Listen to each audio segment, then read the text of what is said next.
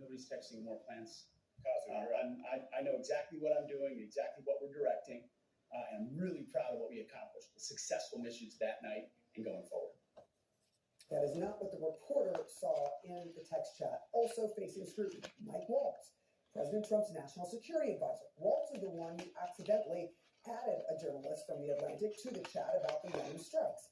Trump blamed one of Waltz's unnamed lower-level staffers for the gaffe, but Waltz says he, quote, takes full responsibility, though he also suggested that the journalist may have somehow infiltrated the chat. The journalist saying that is not true. And in just about 2 hours, the nation's top intelligence officials will be back on Capitol Hill. They're sure to face a lot more fiery questions about all of this from outraged House Democrats after they struggled to defend that group chat yesterday. CNN's Alex Marquardt joining me now from Washington. It was a pretty sharp comments from Democrats, particularly, about what happened, and the answers left a lot to be desired for a lot of folks.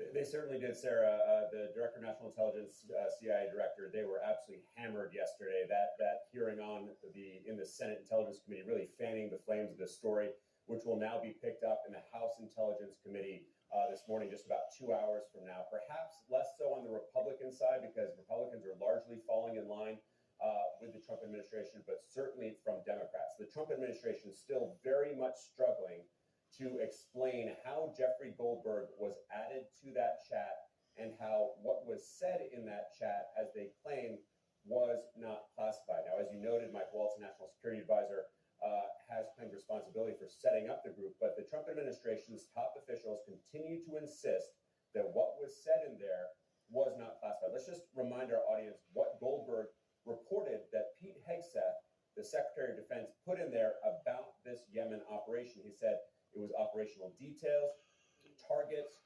weapons, and attack sequencing. And yet all of those things, according to Gabbard and Ratcliffe, were not classified. Take a listen to what they told the Senate yesterday. My communications, to be clear, in the Signal Message Group were entirely permissible and lawful and did not include classified information. There was no classified material that was shared in that. So then if there was no classified material, share it with the committee. You can't have it both ways. These are important jobs. This is our national security. So, Sarah, at different times,